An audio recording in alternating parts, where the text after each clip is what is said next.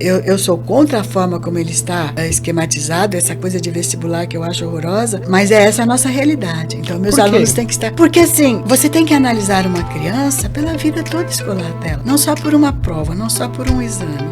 Porque a criança que tem, por exemplo, o quesito memória mais avançado do que o outro, que existe, nós temos diferentes tipos em nosso cérebro. Então, o que tem privilegiado a memória, ele se sai bem em qualquer vestibular. Nada nos garante que vai ser um bom profissional.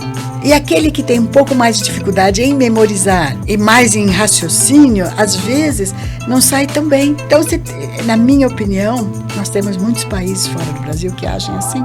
Você faz uma análise da vida escolar da criança. Bacana. Sabe? Aí sim, por exemplo, uma aula de química, tem uma ideia, nós tivemos uma aula de química no laboratório, porque as crianças escolhem. Então, eles foram aprender a influência da química num cafezal, ou na torra de um café, porque a gente convida profissionais daquela área, da trilha, para vir falar para eles entenderem o que é aquela matéria, por que aquela matéria, o que ela é importante, por que eu tenho que aprender física, por que eu tenho que aprender química, porque aí eles percebem como é que eles usam isso na prática, na vida. E eu acho que é isso que bloqueia a pessoa a aprender. Exatamente. Quando ela tá aprendendo e não tá entendendo por que ela tá aprendendo. Eu acho que só tá aprendendo pro vestibular, porque tem que fazer.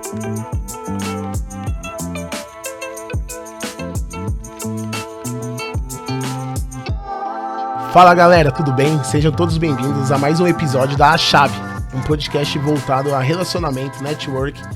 E aqui a nossa missão é extrair o máximo de chaves possíveis dos nossos convidados. Todos nós temos chaves preciosas dentro de nós que precisa ser compartilhada, e o objetivo aqui é ajudar uma pessoa. A gente ajudou uma pessoa, o objetivo foi cumprido com sucesso. E hoje nós estamos com uma pessoa que eu já estava namorando há muito tempo para trazer aqui para vocês. É uma pessoa que a empresa dela, eu chamo de empresa porque eu acredito que hoje uma escola, porque tem o lado pedagogo, tudo do amor, do carinho da entrega, mas também tem a parte do business, né? São dois clientes que precisam ser atendidos ali, o pai e a criança. E eu tô trazendo para vocês a dona Valdinéia Cavallaro. Dona Valdinéia, muito obrigado pela presença da senhora. O convite, né? E é uma honra, viu? Eu falei isso para você já em off. É uma honra ter a senhora aqui. Obrigada. Eu sei, talvez a senhora saiba disso, porque muitas pessoas devem te falar isso. Mas eu não vou perder essa oportunidade. A sua escola e a sua empresa é inspiração para muitas pessoas. É impressionante ver o tanto do amor e carinho que se tem por trás de um negócio. E isso me chamou muito a atenção. Já conhecia a escola de nome, mas eu não conhecia a escola de essência. De sentir o cheiro da escola, sabe? E eu tive a honra de ter essa sensação. E aí eu fiquei inquieto, querendo te conhecer. E obrigado, viu? Obrigado mesmo. Vamos lá, iniciando, me conta um pouquinho como que veio a ideia da escola. É uma escola que já tem 40 anos. 45 nós fazemos agora em agosto. Uau, 45 anos. Me conta um pouquinho da ideia. 78, né, nós abrimos lá. Logo faz bodas de ouro. Mais 5 anos. Mais 5 anos. 50, se Deus quiser, quem sabe, né? Vai estar tudo, eu vou estar aí na frente também, vai dar para comemorar, tomara. Como que foi aí o início da escola? Como que foi? Olha, a escola era assim, sempre foi, se bem que quando jovem, quando eu estudava, eu que sempre gostei muito de estudar, a minha ideia sempre foi para medicina. Eu queria ser médica. Mas a gente teve aí, né, no andar da carruagem, uma intercorrência de família, uma intercorrência financeira, e aí eu resolvi ir para o lado da educação, porque no meu tempo era o curso normal, né? Então eu terminei o ginásio, eu tinha 14 anos, falei, não, eu preciso fazer algo que eu me forme rápido e eu possa ajudar a minha família, né? Porque a família está atravessando uma fase difícil. E aí fui fazer o curso normal e me encantei pela educação. Aí terminei o curso normal, já engatei a faculdade de pedagogia. Sim. terminei a pedagogia, já engatei psicologia, porque fazendo aquelas... trabalhando com as crianças, eu via que, como pedagogo, eu ia até uma determinada linha. Dali, a gente tinha que recorrer a um psicólogo. Eu falei, não, então eu vou, porque eu quero ir um pouco mais além, né? Aí fiz o curso de psicologia. E paralelamente, a minha vida foi tocando. Eu tinha uma filha, depois eu tive a segunda filha depois de anos, porque estava estudando, fazendo uma opção de coisas. Com as duas filhas, eu falei, agora tá bom, né? E conversando mesmo com o meu marido, e eu sempre vi o terreno que a escola está inserida, né? Era o que lá antes? Lá era um terreno, assim, teve muitas atividades. Eu sei que tinha um bar, depois coleta de lixo, ali era descartado lixos, era assim de herdeiros. Uhum. E tinha uma casa, no princípio parece que era uma espécie de uma casa de campo naquele tempo. Eles moravam em São Paulo, no centro, e vinham finais de semana para cá, né? E eu olhava aquelas árvores e tudo aquilo que eu havia estudado, aquilo que eu acreditava, eu dizia, uma escola para mim só num espaço como este. Uau! E Você já enxergava isso? Já enxergava. O meu marido, ele tinha rede de supermercados, e uma das lojas ficava ali na Caminho do Mar, o supermercado Argênio, que era o que ele ficava, né? E ele estava passando para ir para esse supermercado, e ele viu que estavam limpando o terreno. E ele parou e perguntou, falou, a gente vai alugar. Ele foi trabalhar e voltou ele em casa para almoçar. Ele falou, sabe aquele terreno que você sempre namorava desde antes de nós casarmos? Eu disse, então, aquele terreno está alugando. E eu já tinha tido a minha segunda filha. Eu falei, vê lá, quem sabe a gente faz uma escolinha lá, né? E ele viu. E ele sabia dessa minha vontade. Esse desejo. Ele falou, olha...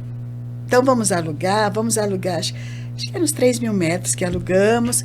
Era a parte de cima? Parte de cima, aquela entrada. Aí ele construiu mais 6, ele apostou muito, ele confiou muito em mim, sabe? Ele construiu mais 6 salas de aula, um playground, algumas coisas que eu queria. Nessa época a senhora só tinha a primeira? 2 filhas. As 2. Eu tinha uma pequenininha e a minha outra que era mais velha. Ela estava com 10 anos já. E a outra tinha 1 ano e meio. Tá. E só que nesta de arrumar a escola, como era uma educação infantil, eu poderia iniciar no meio do ano, né? Eu engravidei novamente, aí já não, as outras 2 bem planejadas e esta não, mas tudo bem. Tanto que eu abri o colégio em agosto, em outubro ela nasceu. Uau! E assim, mas foi assim, foi uma bênção, abrimos a escola ali, construímos aquela, mas a minha intenção sempre realmente foi uma escolinha de educação infantil. Só que uma sucessão de coisas boas, né?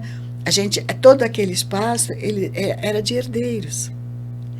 E isso me possibilitou ir comprando devagar, né, o espaço. Crescendo juntos. Junto. Então, eu precisava um pouco mais, conversava com eles, ou às vezes eles queriam vender por alguma outra coisa, então eles vinham, ofereciam.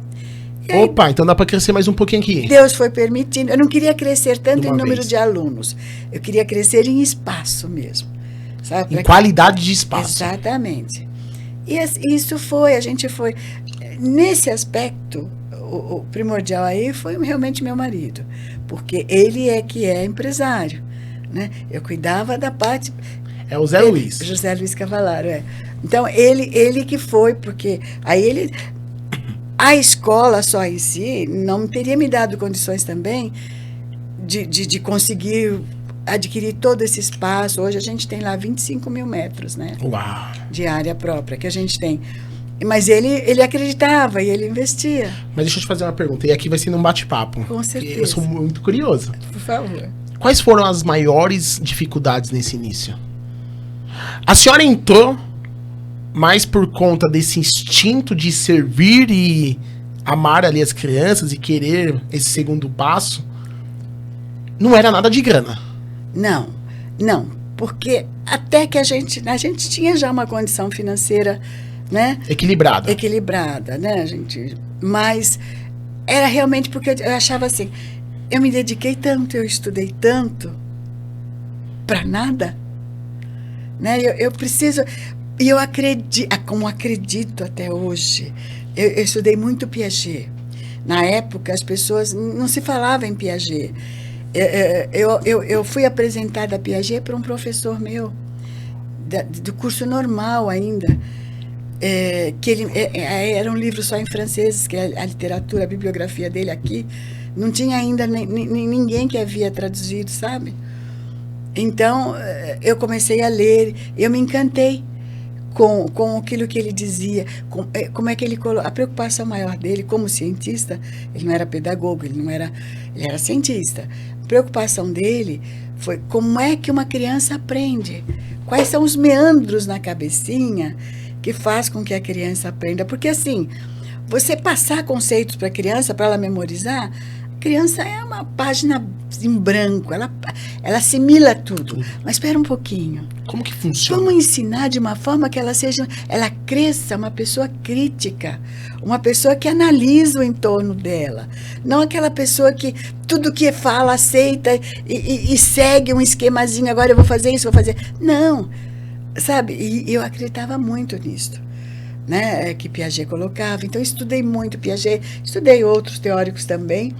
Esses são os 3 pilares da escola? Estimular e orientar, o ambiente e a questão do valor emocional? Vem do Piaget ou não? O Piaget mais é você tirar da criança o aprendizado.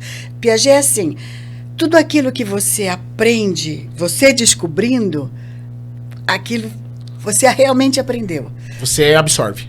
Tudo aquilo que você aprende porque lhe colocaram, você aprende, mas você pode até, inclusive, até esquecer ou qualquer coisa parecida, mas não é apreender como a gente faz, sabe? E aí eu entendi, porque Piaget, como cientista, ele não ligava à emoção. Ele não, quem dava a emoção para as teorias dele foi o Vallon. Vallon, que era um outro teórico ligado à educação, esse sim. Então, o que ele dizia, tudo que a criança aprende com emoção, ela não esquece. Uau. Isso é na vida. Isso é na vida. Você pode ver, quando você passa por uma situação emocional, você nunca esquece aquela, sabe? Então, aí a gente associou tudo isto. E aí fizemos. Só que assim, veja, no começo, o Piaget, ele não era assim entendido, porque eu não queria que a criança fosse... você pode alfabetizar uma criança com 3, 4 anos, mas não é isso, você não pode fazer isso, você não tem o direito de fazer isso com um ser humano. Você tem que deixar ele desabrochar, você tem que deixar ele, sabe, conquistar, tem que deixar ele descobrir. Então, ele descobre todo um alfabeto, ele descobre o mundo. Se você vai dando, um professor, ele é um orientador, né? Então, imagine isso há 45 anos atrás. Nossa. Aí eu tive muito sobre. Aí confundiam a minha escola com o Summerhill, que era aquele liberdade sem medo. E eu dizia, não, meus alunos, eles têm liberdade de expressão, não de comportamento. Porque a vida em sociedade não lhe permite ter total liberdade de comportamento.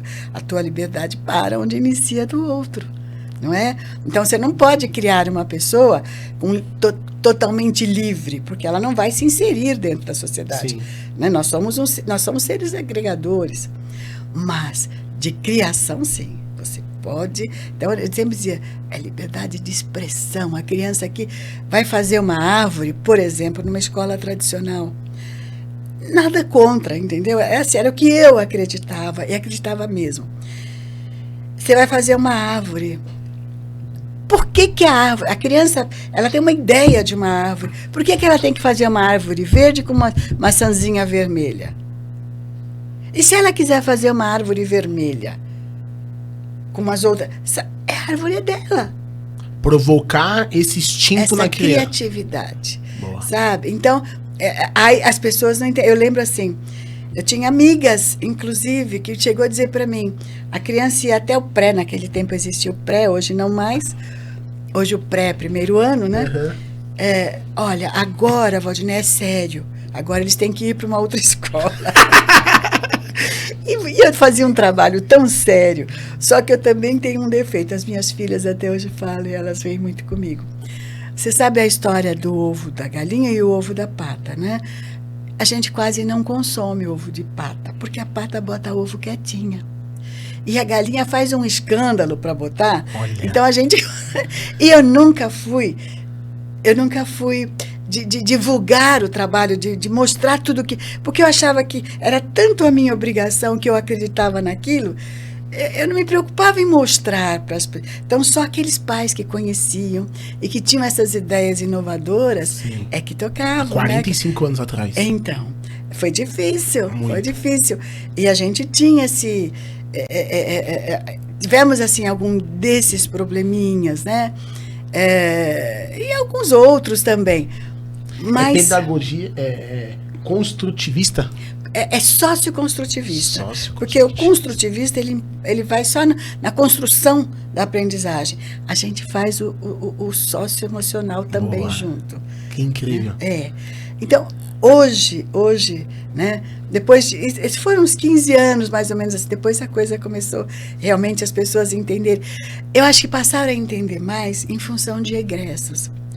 Meus alunos, quando terminavam lá, a maioria deles, não vou dizer que é totalidade, mas a maioria, eles se davam muito bem no mercado de trabalho, por causa dessas características, de irem buscar, sabe, de não aceitar, não, mas isto aqui não pode ser desse jeito. E isto é que acabou chamando a atenção. E quando eles casaram, tiveram filhos, nós queremos para os nossos filhos o que nós tivemos. É o que eu chamo de resultado, né? Quando se tem resultado, chama atenção, não tem como. Não se discute, né? Então, sabe, esses egressos é que foram depois... Consolidando a escola. Até formaram uma comunidade, ex-alunos do Piaget, sabe? Então, essa amizade, você vê, uma festa junina no Piaget. O que tem de ex-aluno, sabe, curtindo-se, eles marcam esta festa para se reencontrarem. Nossa. É muito bom, é muito gratificante. Mas no começo, então, a maior dificuldade sua foi? As pessoas entenderem a proposta. As pessoas não entendiam, porque assim, naquele tempo eu achava um absurdo a criança que ia para o primeiro ano ter que fazer vestibulinho para determinados colégios aceitarem, né? Você imagina o que faz com a cabecinha de uma criança, ela ser preparada para uma competitividade? Não que a criança não tenha que ser competitiva, o mundo é competitivo, mas dentro de uma lógica, dentro de um respeito. Não o pai fala, você tem que estudar, você tem que entrar naquela escola. Sabe, isso não se faz.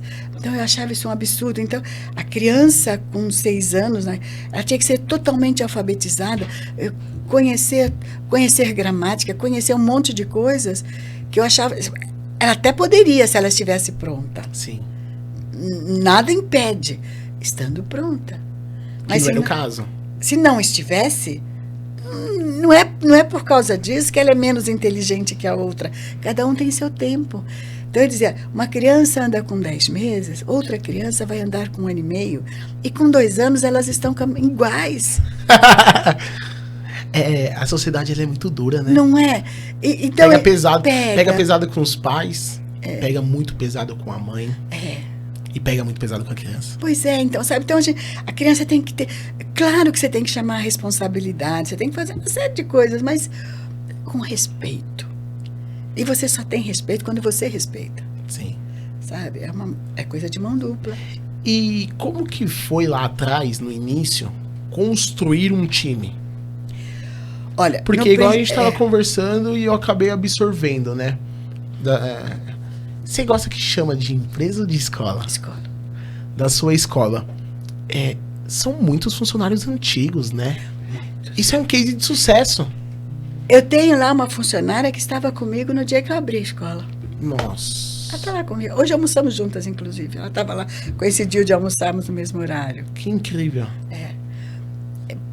Porque assim, como eu não tinha, na época, professores que tinham essa ideia que eu tinha da educação, eu fazia cursos, eu dava cursos dentro da escola para as pessoas que se interessavam, e aquelas que se destacavam, eu contratava.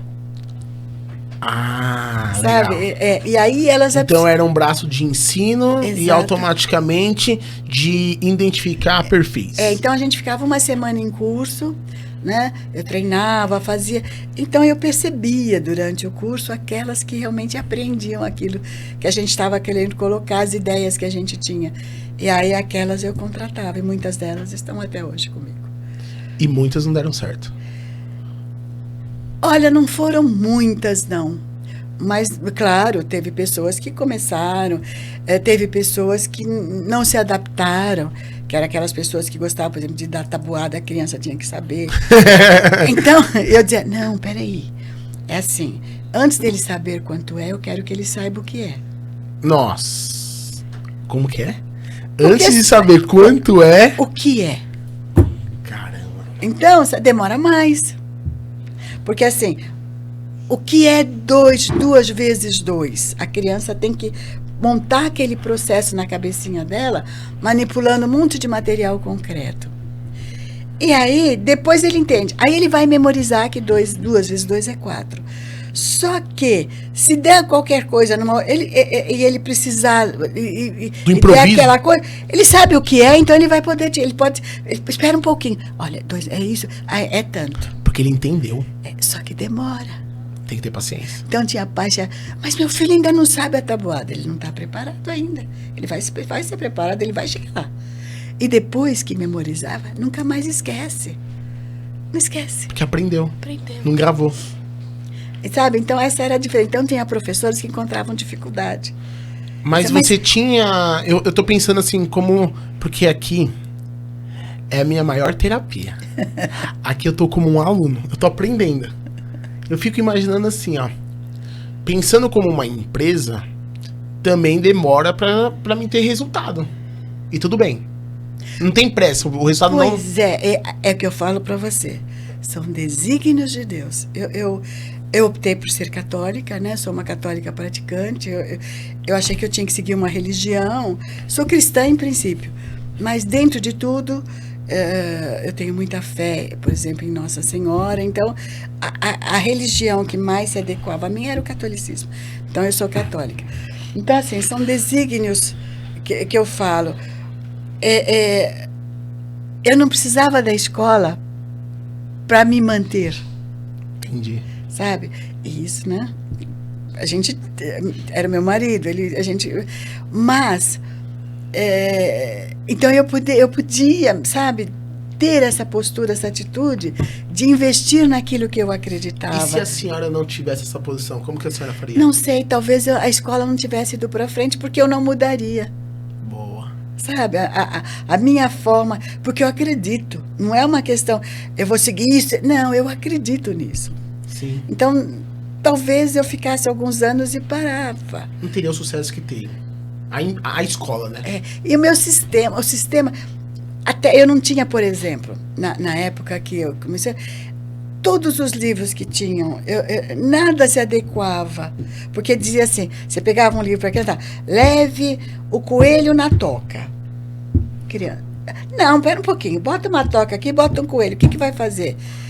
Ele está com sono? Então ele vai para a casinha dele. Mas ele não está com sono, então ele vai brincar.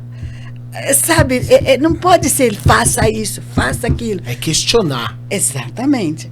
Então não tinha nada.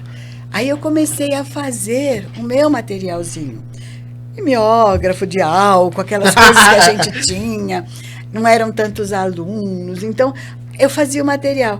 E aí veio a visão empresarial, né? Do seu esposo. Ele falou, escuta, se você constrói para os teus... Por que a gente não faz isso, um sistema, e mostra? Porque as ideias também já estavam mudando um pouco. Sim. Sabe? E aí a gente começou a fazer, a produzir. Hoje a gente está com cerca de 30 mil alunos no sistema de ensino, né? E a gente está, assim, em muitos estados no Brasil. A gente tem consultores em vários estados, né? Então, hoje... Com método de ensino. Com todas as apostilas que você conhece, são essas apostilas que vão... Sábado... Aí também teve a Escola do Futuro da USP, entra aí? A Escola do Futuro, em cima desses experimentos que nós fizemos. Porque começou essa coisa da tecnologia.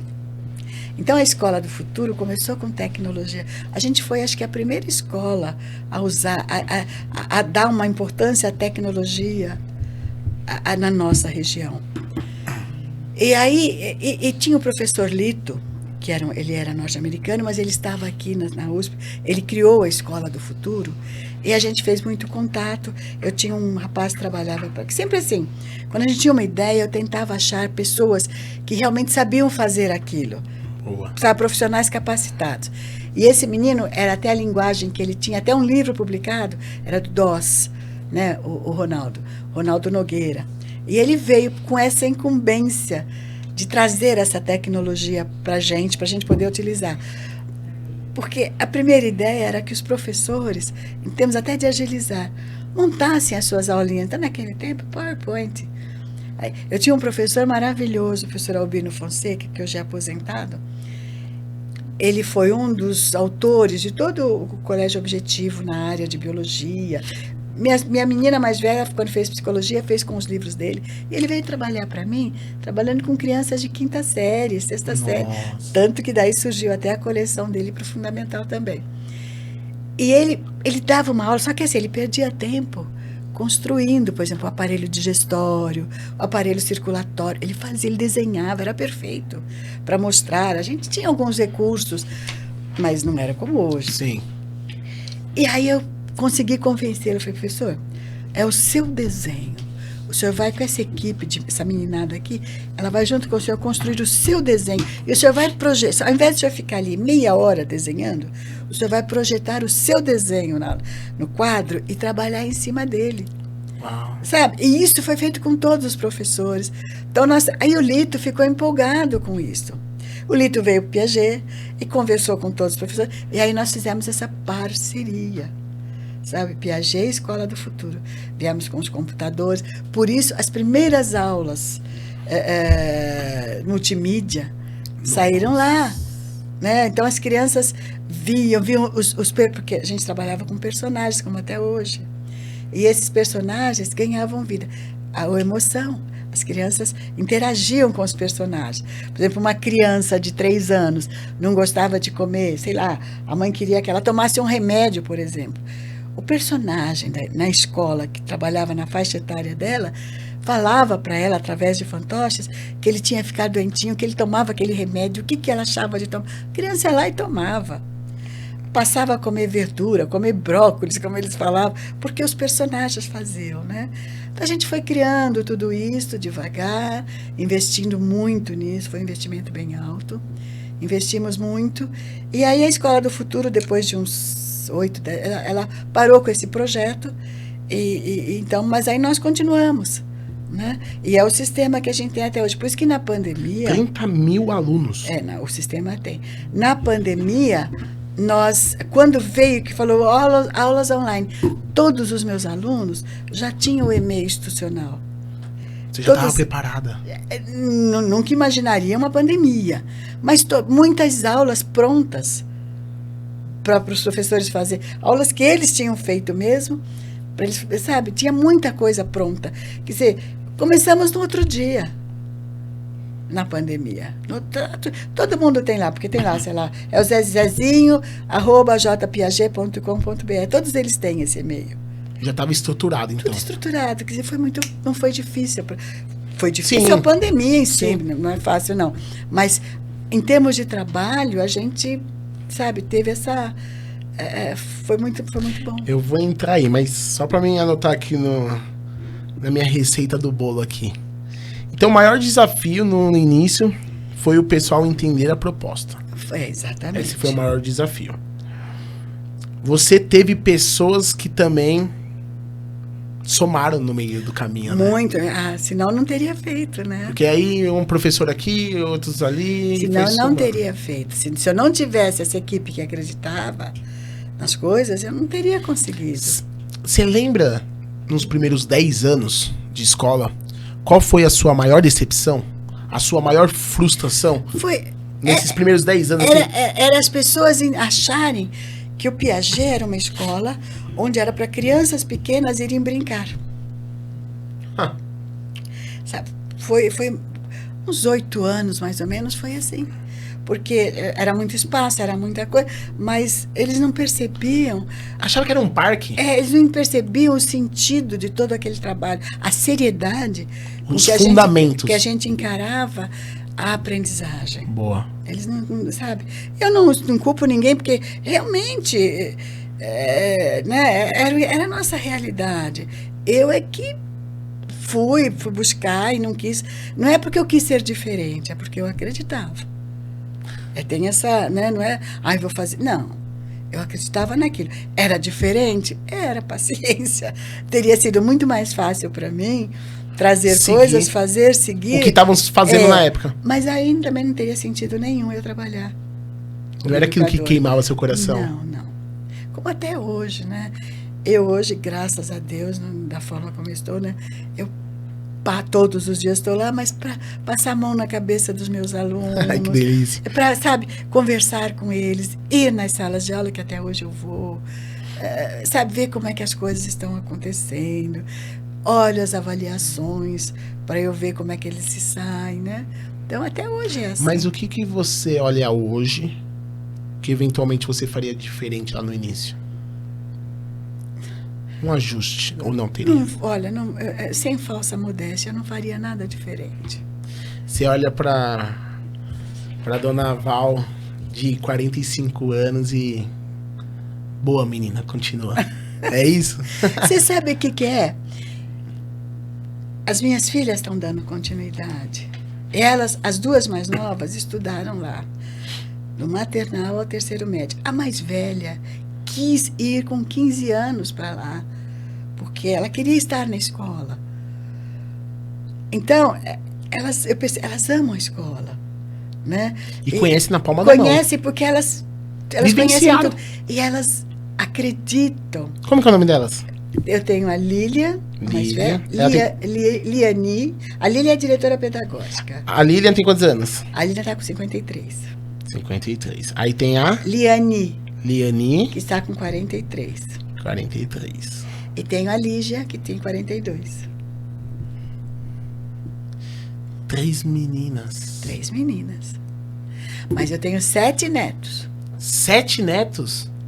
Que todos estudam. Os 3 mais velhos, que são os da Lilian, que eles já terminaram, do maternal ao terceiro médio. São 2 gêmeas, né? Ela tem 3 porque vieram gêmeas, a segunda gestação. O mais velho fez administração no INSPER e hoje ele já está com uma cadeiazinha aí de cafeterias. Que legal. Está com 28 anos. As 2 meninas... As gêmeas. Uma é médica, a outra é advogada. Olha. Tá? Agora eu tenho os 4 mais novos, que estão 11, 2 com 10 e uma com 8, com 7. Ah, tem outros gêmeos anos. Aí. Tem outros gêmeos aí. Não, é porque uma é de uma filha e outra é de outra filha. Então, eles têm, São 7 netos? 7 netos. E até agora, antes na Páscoa, aí no domingo, renovei a minha foto, porque eu vou fazendo de vez em quando, eu pego os 7 e tiro uma foto. É o troféu. Eles já sabem, eles dão risada. Tá bom, vó. E aí, domingo eu fiz outra foto mais atual dos 7 juntos. E eles são muito grudados, né, os 7. E qual que é a diferença da avó pra mãe? Falam que vó é mais legal? É mais vó legal é mais legal vó? porque você não tem nenhum compromisso, em termos. Claro Sim. que tem. Mas assim, eu vou fazer isso, aquilo. Não, mas, sabe... eu vou fazer isso, a mãe depois corrige. O pai depois dá uma olhadinha. Porque eles vão para minha casa para dormir. É uma filha só, né, gente? E com as meninas eu tinha que ensinar algumas coisas para elas. E trabalhar. Então era diferente. Agora com os netos é interessante.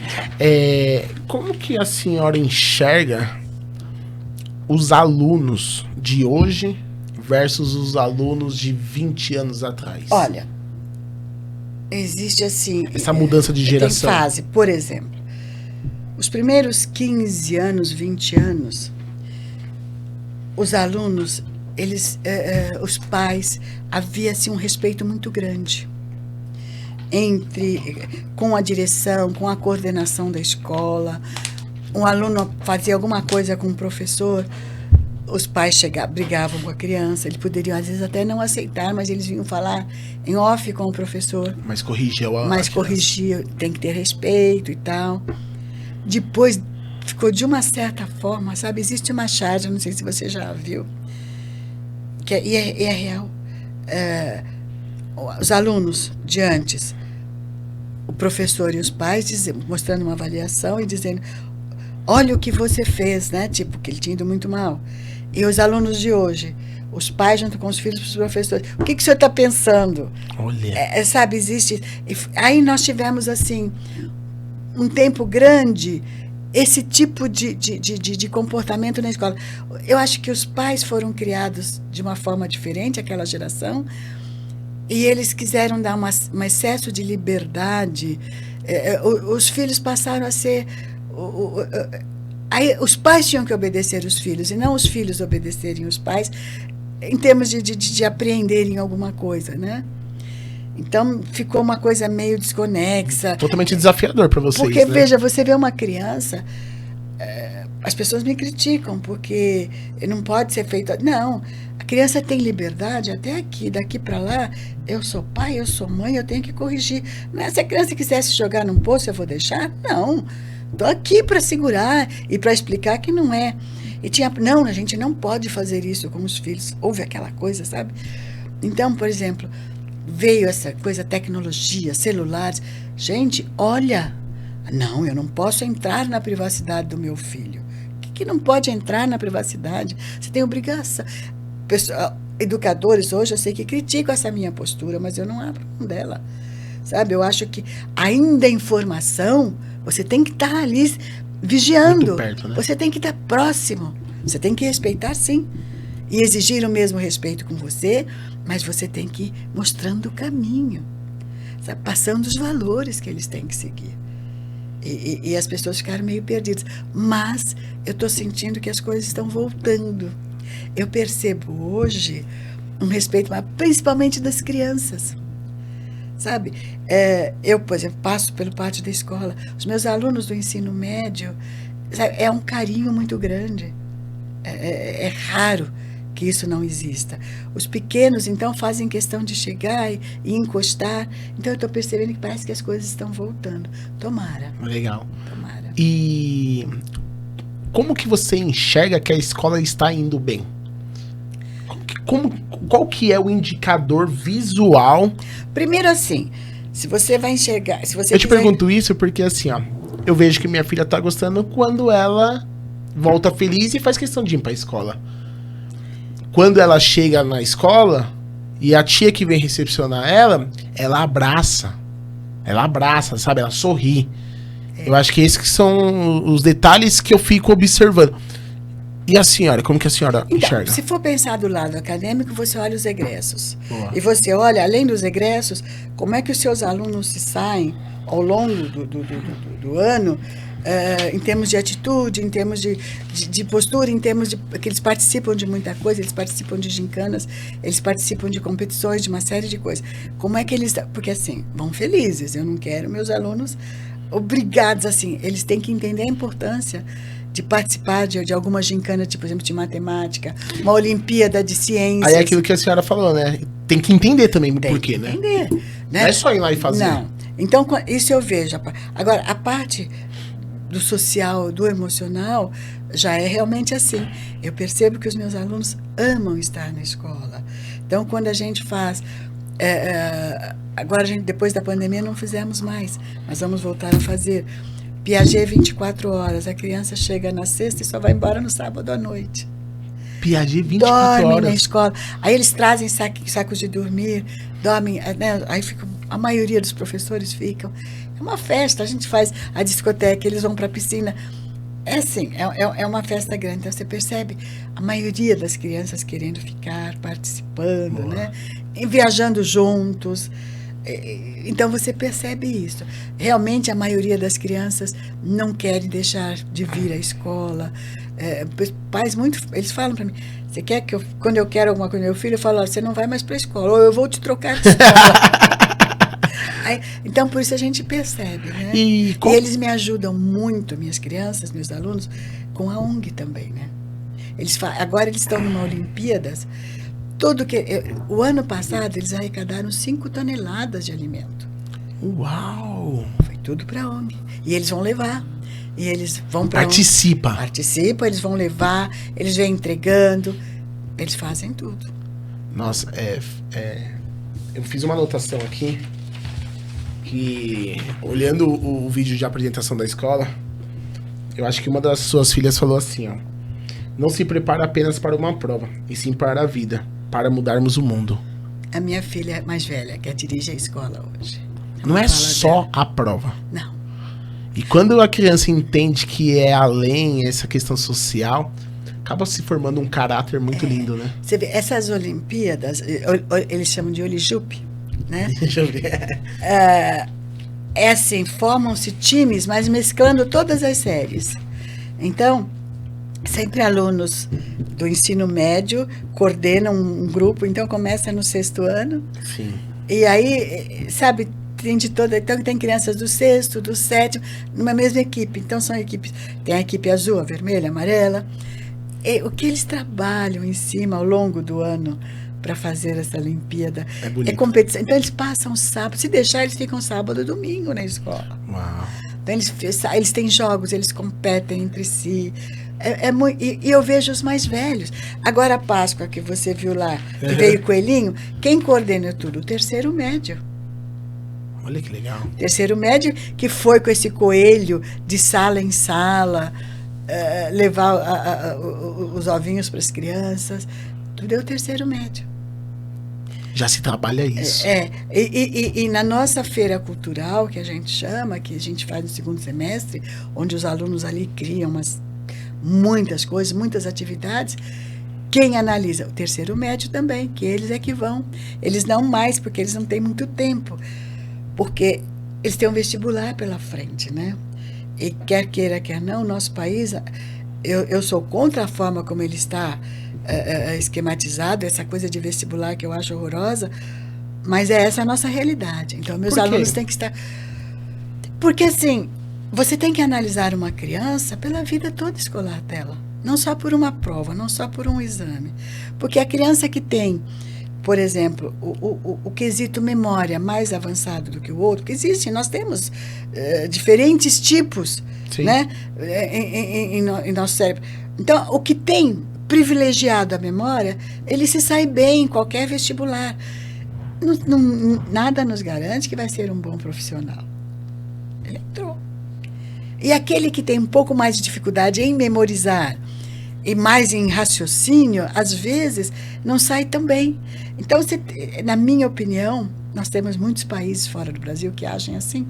Você faz uma análise da vida escolar da criança. Que bacana. Sabe? Aí sim, eles estão tentando mudar, mas agora quase que retrocederam de novo, estão pensando, porque mudaram. Agora nós temos o novo ensino médio, que são trilhas. Você ensina, você passa, por exemplo, uma aula de química. Tem uma ideia, nós tivemos uma aula de química no laboratório, porque as crianças escolhem, as suas são trilhas, né? Então as crianças escolhem, os alunos do ensino médio. Então, eles foram aprender a influência da química num cafezal. Ou na torra de um café. Porque aí, meu neto e meu marido, porque a gente convida profissionais daquela área, da trilha, para vir falar para eles entenderem o que é aquela matéria, por que aquela matéria, o que ela é importante, por que eu tenho que aprender física, por que eu tenho que aprender química, porque aí eles percebem como é que eles usam isso na prática, na vida. E eu acho que é isso que bloqueia a pessoa a aprender. Exato. Quando ela tá aprendendo e não tá entendendo por que ela tá aprendendo. Ela acha que só tá aprendendo pro vestibular, porque tem que fazer. E hoje ainda é assim. Então, eu venho até o 2º, aí no 3º eu falo, filhos, agora vocês vão ter que se dedicar, porque vocês têm um rito de passagem, que é este vestibular, e vocês têm de enfrentar de igual para igual com os outros colegas. Então, não seria justo... Eles não, sabe? Não seria justo. Sim. Então, o 3º a gente os deixa assim, mais assim, voltados para se prepararem para este vestibular. Então a gente os convida para participar desse tipo de coisa. Então na feira cultural, eles é que avaliam os colegas, mas é sempre com respeito, Sim. sabe? Muito bom. Dona Valdinéia, mas às vezes eu vejo assim, nas redes sociais, em algumas pessoas que eu sigo, que o método do ensino no Brasil está ultrapassado. Como que a senhora vê essa questão, assim, a estrutura... lá tem empreendedorismo? Tem Como que é essas provocações, essas novas tendências que o mundo se evoluiu? Eu não acho que o método no Brasil está ultrapassado. A estrutura, sim. Eles estão tentando mudar. Mas o problema maior é assim. Nós temos o quê? Mais ou menos 15% das crianças numa escola particular. Tá. No Brasil. 85% na escola pública. E, infelizmente, 80% da verba destinada à educação não chega na criança, no nosso país. Para aqueles 85%. Para aqueles 85%. Então... então não chega praticamente nada. Então você vê como é que nós vamos ter uma avaliação positiva fora, porque são esses 85% que vão pesar. 15% não vai dar muita diferença no montante. Sim. Sabe? Então, nós lá no PISA, quando vão avaliar o Brasil, né? Mas, se você vê, por exemplo, crianças, não só minhas, não, de outros colégios bons também no Brasil, que vão para fora, eles falam, lá é muito fácil estudar lá, não tem... eu tenho uma experiência própria. Uma das minhas netas, esta que é advogada, ela queria ir para o lado da educação também, mas ela queria fazer fora. Então, ela foi aceita na Universidade Federal da Flórida. E ela fez o primeiro ano lá. Ela se desencantou com o nível. E ela estudou do maternal ao terceiro médio no Piaget. Ela falou, vó, a gente não aprende quase nada. E aí ela não falava nada porque o pai já tinha investido muito Você nela. aprende quase nada aqui? Lá. Uau! Tudo que é. Então os 15% são fortes. São fortes, mas é Boa. 15%. Muito pouco. Mas, entendeu? Então, se nós tivéssemos um incentivo maior, tem, só que não chega. Para no caminho. Aí é um outro assunto, é uma outra discussão. Coisa. Mas o que a senhora está falando, então, muito legal isso. Os 15% eles são gabaritados. São gabaritados. São fortes. O que é uma judiação? Porque, assim, um país como o nosso, que tinha tudo para ser uma potência incrível. Quando eu era criança, a escola pública era maravilhosa. Os alunos chegavam numa universidade, os que conseguiam maior índice em aprovação nas universidades públicas eram os alunos que vinham das escolas públicas. Então, um pai, ele não tinha problema, ele não tinha nenhum problema assim, do filho estudar na escola pública. Hoje, o pai que não tem condições de pôr o filho numa escola particular, ele nem dorme, às vezes, à noite.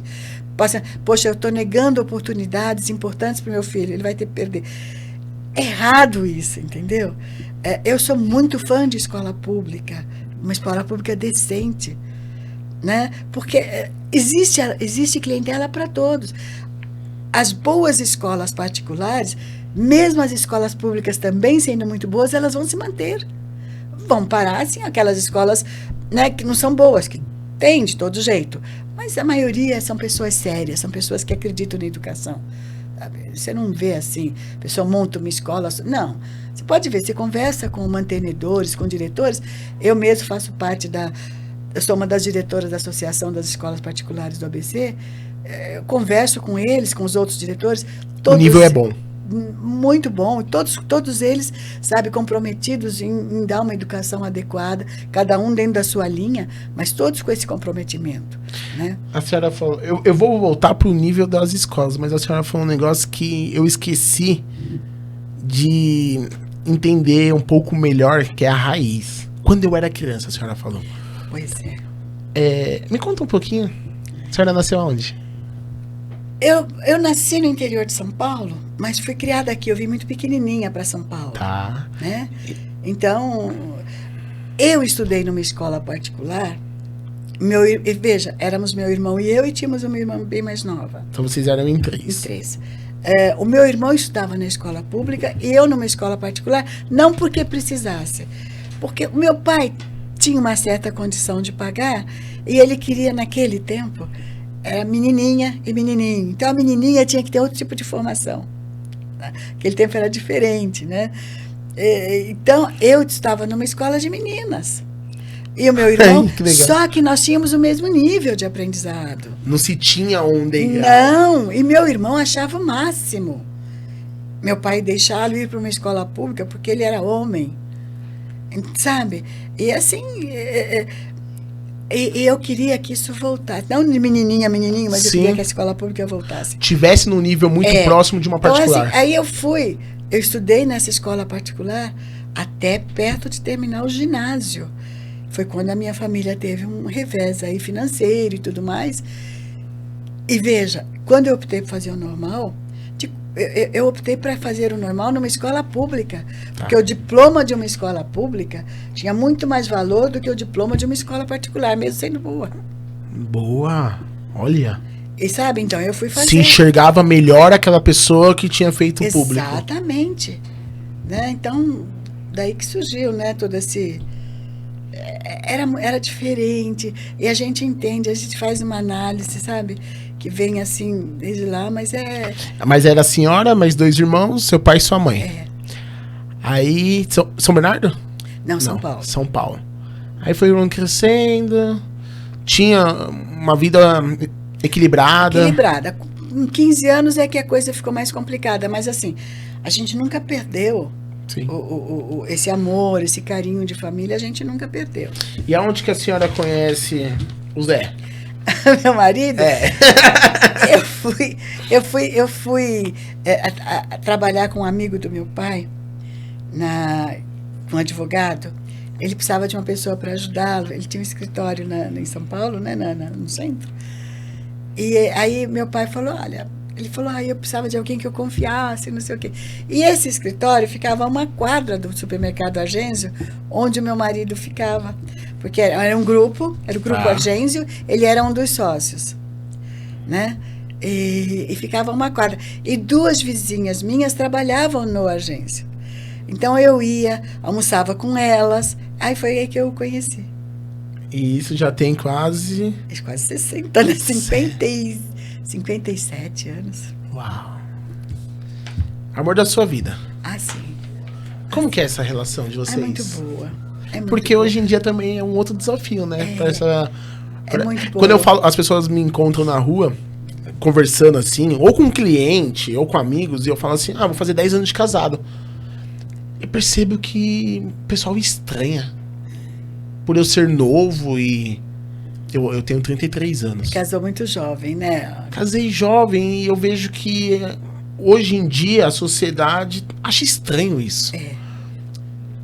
E eu acho tão lindo, assim, a minha meta de vida tá aí, ó, com 50, 60 anos com a minha esposa. E é uma coisa, ontem, nós estávamos vendo, eu tinha vários, a gente viajou muito, né, ao longo da vida. E na época meu marido ainda filmava com aquelas filmadoras grandes, né? E depois, aí todos esses filmes a gente passou para um DVD. Nossa, que delícia! E ontem eu pedi para o meu pessoal do laboratório de informática que peguei um DVD de algumas viagens. Falei, põe tudo num pendrive para mim. E ele colocou. E eu fui para casa. Quando meu marido chegou, eu falei, pus na minha TV. E nós estávamos vendo Viagem de 79. Sabe, a gente assiste... Claro, né, nada assim... A imagem, mas... nada... Mas, sabe... E o amor que estava dentro ali da imagem? Mas aquilo foi muito bom. Descendo o Reno de navio, tudo assim na viagem, né? Foi muito interessante. Então, aquelas roupas de antigamente, o cabelo... Esse relacionamento é muito interessante em termos de vida. E, sabe, e sempre foi um grande companheiro, meu marido. Alguns problemas, eu tive câncer, né? Mas ele sempre do lado, sempre junto. E também fora o nosso colégio, fora essa minha vida que eu quis também, essa dedicação ao terceiro setor, sempre contei com o apoio dele total. Ele sempre foi seu melhor amigo, né? Sempre, e até hoje, né? Tirando as meninas, que são as minhas grandes amigas, as minhas filhas, né? Então, o meu maior prazer hoje... Seu maior patrimônio é a sua família. Minha família. Meu maior prazer é reunir... Hoje nós estamos em 16, porque o meu neto já tem a namorada, faz parte, é uma neta a mais que eu tenho, né? Então, hoje, sabe, estarmos os 16 juntos. Naquele almoço de domingo, né? E isso é muito comum a gente fazer. Meu netinho, que vai fazer 10 anos em julho, já perguntou: o que você quer? Viajar com a família, né, vovó? Eles têm o hábito... Essa união. De estar com a família. O que fez 11 anos, ano passado, também quis viajar com a família. Então, a gente... Chega julho, nós estamos juntos, todos nós. Os mais velhos, eles abrem mão. A que é médica, às vezes tem dificuldade, porque ela faz residência. Tem uma rotina mais agitada, né? Mas mesmo assim, a Páscoa ela estava aí, então ela vai se coordenando. Eles agora, eu não vou. Eles, mãe, eu falei, não. Porque, sabe, já estamos mais cansados e até atrapalhariam muito. Mas assim, eles já estão se organizando, eles vão ficar uma semana em Bariloche agora. Delícia. A primeira semana de setembro, e os mais velhos, eles estão curtindo, já que vão esquiar todos juntos, sabe? É sempre assim. Então, por isto é que eu ajoelho todos os dias e agradeço. E qual foi a maior dificuldade para essa família ser tão unida assim? Como que foi a construção disso? Eu não sei te dizer, muito amor envolvido mesmo. Porque tem diferenças. Tem, e respeito. Eu acho assim, as meninas, a mais velha sempre esteve do meu lado assim, no colégio e tudo mais. As outras duas saíram para desbravar o mundo. Para desbravar, para ver outras coisas, para ver trabalho e tal. E se deram bem, sabe? Elas estavam bem. E aí, devagarzinho, elas foram voltando. A mais nova foi a última a voltar, porque também ela já estava assim num carro bom. Ela fez psicologia e se especializou em pesquisa. Ela fazia análises qualitativas das pesquisas das grandes empresas e tal. Aí ela falou: mãe, eu vou tirar um mês de férias e vou ficar no Piaget.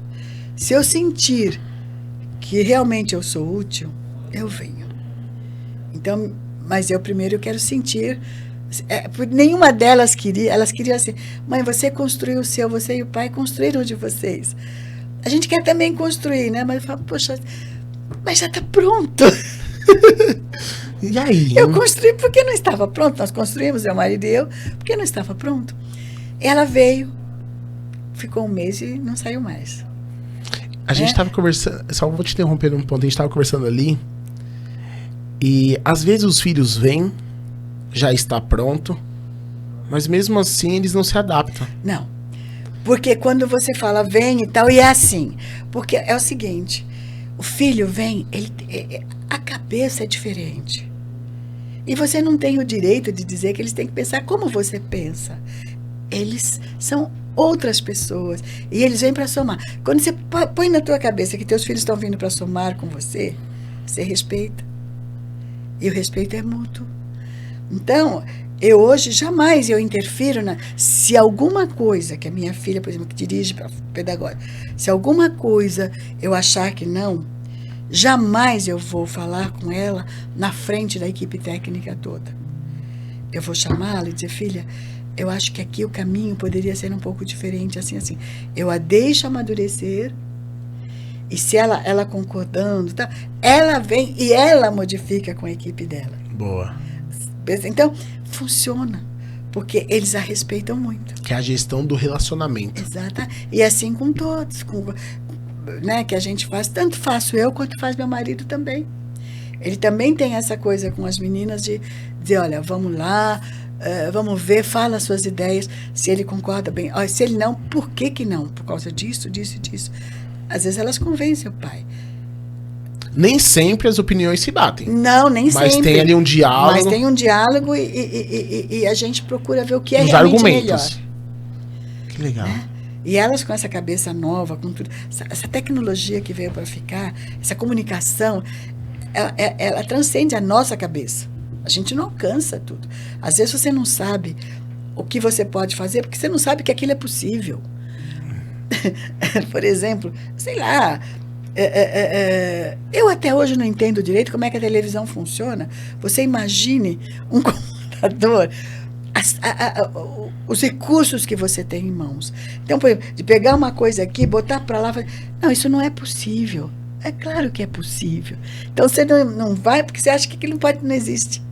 Eu acho que a grande chave aí é todas as partes estarem abertas a aprenderem, né? E não ficarem com resistência, né? É verdade. Eu acho que é por isso que dá certo. E assim, quando você dá liberdade, que eu acho que demos liberdade para as nossas meninas, a mais velha, como eu disse, nem depois de casada ela saiu do entorno. Ela sempre morou em São Bernardo, morou perto, até hoje. Eu moro ali no Parque Anchieta, ela mora na Chácara Inglesa. As mais novas foram para São Paulo. Uma morava, sei lá, não sei onde que era, a outra morava perto de Ibirapuera ali. Mas assim, veio o primeiro filho. Maravilha. Aí, mas como já estavam trabalhando comigo, então vinha a do meio. Deixava... E o cachorro, né? Porque primeiro tinha o cachorro. Aí deixava o cachorro e a criança com a babá na minha casa para ir trabalhar. Na volta aí.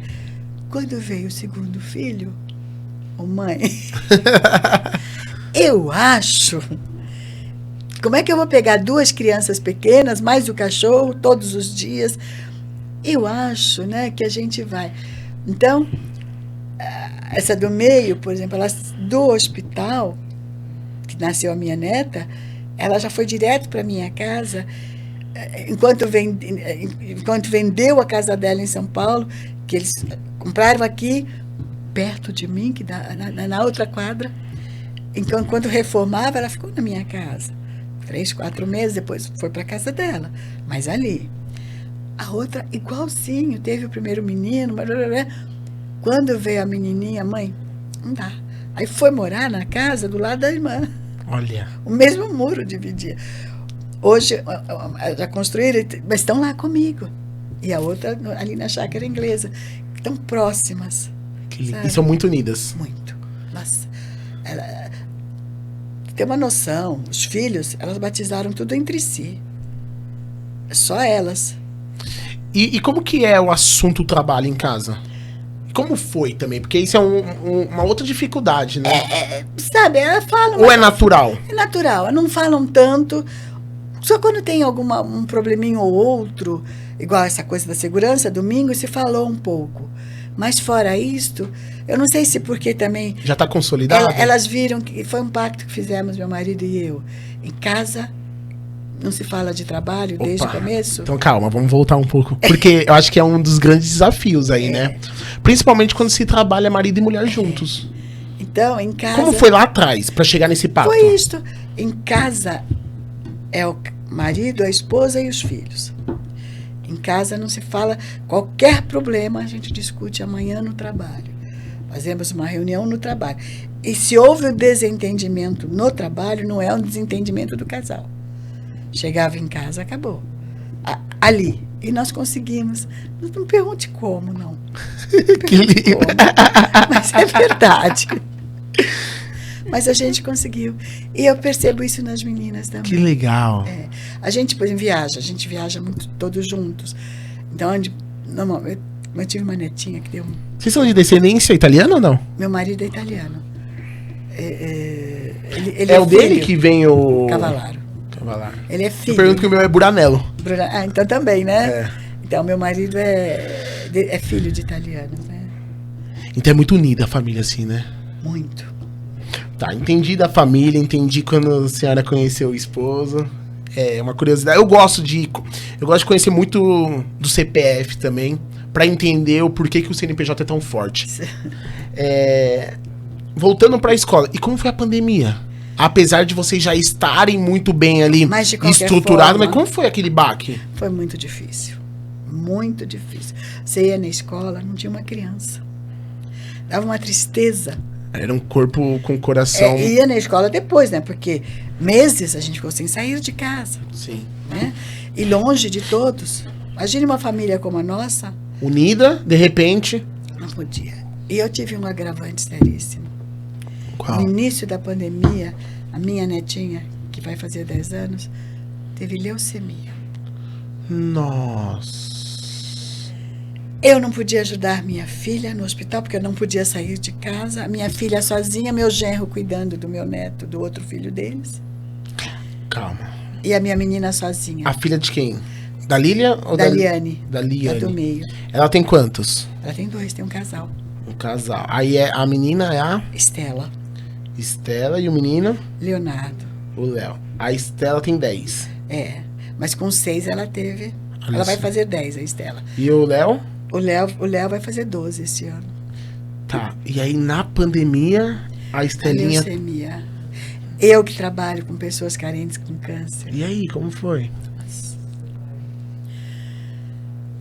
Esse foi, acho que, o período mais triste da minha vida. Nossa. Foi o período mais triste. Foi assim. E sem poder fazer nada. Eu não podia ajudar minha filha no hospital. Eu não podia nada. Mas. E aí? Nos isolamos depois, quando começou a dar um pouquinho mais de. Nós começamos a nos isolar só nós. Sabe? Sem mistura, sem misturar com outras pessoas. Se fecharam entre vocês. Fechamos entre nós. Então, a Estelinha não podia sair 2 horas distante do hospital. E não tinha que ficar nesse entorno. Então, a gente alugava um espaço que nos coubesse todos. Ficávamos só nós. Nós alugamos uma vez uma casa aí no Guarujá. Uma casa enorme e tal. Mas assim, eu lembro que eu entrei na casa e eu vi a rua. Eu só fui ver a rua quando nós não saímos de lá de dentro, porque tudo em função dela. Né? Foi assim que a gente... Isso faz quanto tempo? Foi no início da pandemia, foi em E 2020 que descobriu também? que descobriu. No início de 2000, assim que a pandemia foi em março, no comecinho de maio, ela foi para o hospital, uma leucemia. Aí Com 7 anos, né? Ela ia fazer os 7, né? Aí ela ficou 2020, 2021, 2022. O ano passado ainda a última químio dela foi no comecinho de janeiro este ano. Foi a última químio. Agora ela vai uma vez por mês, ela vai para o hospital fazer todos os exames, o acompanhamento, mas não tem mais químio. Então, a última, até foi uma limusine rosa com todo mundo, aquela placa, porque era uma coisa que ela queria. E ela via no hospital, quando era a última químio, sempre tinha uma festa, mesmo no próprio hospital, né? E ela estava entendendo o que estava acontecendo? Você acha? Tava. Ela estava entendendo. Ela é muito madura. E acho que, inclusive, o que ela passou... Ela é da escola ou não? Todos eles, né? Eu não posso admitir um neto meu estudar comigo. Caramba! A maior prova da sua vida. Foi. Da nossa, né? Da família. A senhora comentou que teve câncer. Tive. Mas pausa. Mas a dela foi maior. Ah, não dá nem para comparar. Não tive nada comparado ao que minha netinha teve. E como foi que vocês descobriram? Então, ela vinha com dor de cabeça. Pandemia, minha filha falando com a pediatra dela. A pediatra pediu uns exames, mas disse para minha filha, olha, mas não a leve, pede para que eles venham colher em casa. Lógico, é uma coisa que a gente entende, né? Só que a demanda era tão grande que eles pediram uns 10 dias para virem em casa. E aí eles iriam vir na sexta, parece. E no domingo eles passaram na minha casa, assim, de longe, porque era Dia das Mães, ou ia ser Dia das Mães, uma coisa assim. Mas ela, sabe, você percebia que ela não estava boazinha. Na segunda, ela acordou muito branquinha. Aí a minha filha pegou e chamou o marido e falou, vamos para o hospital com ela, porque não está certo isso. Chegou lá, já foi diagnosticada. Eu tenho uma funcionária que o noivo dela foi diagnosticado. 24 anos. E o médico falou uma coisa que me marcou. E ela é uma funcionária que está comigo há 6 anos. É uma que pegou ali perto do início. E ele falou assim pro Lucas, né? E o Lucas, inclusive, participou aqui do podcast também. Ele pegou e falou assim, não é uma sentença. O seu diagnóstico não é uma sentença. É verdade. Mas quando se descobre, dá um medo de ser uma sentença, não dá? Eu me emociono porque eu tenho, né? Tenho minha filha de 7 anos, assim, a gente teve uma perda. Fico imaginando como deve ser pra uma mãe, assim, um diagnóstico desse, né? E ela sozinha, né? Não podia contar comigo, nem com as irmãs. Não podia. O mundo parou. Parou. Puf. Parou pra gente, a gente, sabe? Ela fez todo o acompanhamento onde? No Einstein? No Einstein. O doutor... meu Deus. Tava hoje, precisava falar com ele, doutor Odoni. Que ele é o chefe da equipe ele é um pediatra do Einstein, né? Então, você vê. E é normal, desculpa a minha ignorância, na criança... Pode acontecer com qualquer no coisa. Adulto. Não tem... a gente cuida de crianças lá na ONG, lá na Faculdade de Medicina, nós temos centro de oncologia, tem um oncopediatra incrível lá, que é o Dr. Jairo Cartum, que a gente estamos juntos há mais de 20 anos, nessa luta aí, e muitas crianças fazendo E a senhora com tanto amor e carinho nessa dedicação e de repente dentro de casa. Não é? Mas Deus sabe o que faz. Deus sabe né? de tudo, né? Deus sabe o que faz. Mas você vê, quando eu falo pra você, por que ela tá lá com o Dr. Vicente Odoni? Não é que eu tenha procurado o melhor, não é isto. Deus levou, porque assim, na hora que a minha filha deu desespero, ela foi pro Einstein aqui da Ricardo Jafé, que é um pronto-socorro que a gente usa assim, numa emergência, e de lá já foi pro hospital, porque na hora já internaram, e o Dr. Vicente já estava lá com a equipe e ele já assumiu. E o Dr. Vicente é referência latino-americana de oncopediatria, de oncopediatria. Sabe, eu talvez não saberia procurá-lo se dissesse, vamos aonde? Os caminhos de Deus são perfeitos, né? Foi. E ficou esses anos todos com ele. O ano passado nós estivemos juntos no Congresso em São Paulo, que todos juntos, TJCC, todos juntos contra o câncer. E ele foi dar uma palestra. E aí a gente até almoçamos juntos e tudo mais, conversando. E ele falando, né, desse... Eu falei, pois é, foi, mas não... Eu vou ser bem honesta. Não é eu quero o Dr. Vicente. Sim. Deus levou minha netinha pro senhor, graças a Deus. E hoje ela tá bem. Tá ótimo, tá bem até demais, né? Que se come bem. Ela falou pra mim... Eu saí com ela, fui comer lá. Ela começou a comer, eu falei, filha, você vai conseguir tudo isso? Vovó, eu sou pequenininha, mas meu buchinho é grande. Ai, que linda! Caramba, que prova, hein? Que deserto. Mas hein? Graças a Deus. Deus sabe de todas as coisas, né? Aí isso me mostrou assim. O que você mais aprendeu aí nesse momento? Se dedica mais e mais ainda no seu trabalho. Na sua doação. No terceiro setor. Canaliza tudo para lá, que é isso, é tua obrigação fazer. E é isso que Deus espera de você. Então, sabe? É muito amor ali que a senhora... Então, por isso ter assumido a rede estadual ano passado, né? E agora eu estou aí esperando. Eu hoje até deixei o Dr. Paulo Bevenuto aqui de São Caetano. Ele é um dos diretores jurídicos da ONG que eu estou presidindo. E nós temos que sentar juntos, porque tem algumas leis aí que a gente quer trabalhar junto à Câmara de São Paulo, para ver se a gente modifica em termos de atendimento para esse pessoal. O trabalho está grande agora, então nós vamos sentar. Sentaríamos hoje, mas eu deixei para amanhã. Quantas crianças lá na ONG? Olha, são 85 famílias, né? Em todos são crianças. Dá umas 35, 40 crianças, né?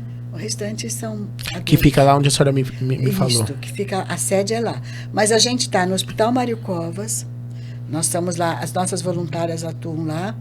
Agora, como o papel é, quando chega no hospital... Não, como que funciona o nosso papel? Papel é o seguinte, nós estamos lá, as nossas voluntárias estão todos os dias para aquilo que precisarem. Por exemplo, auxiliar as famílias. Primeiro, dar todo o apoio que as famílias precisam.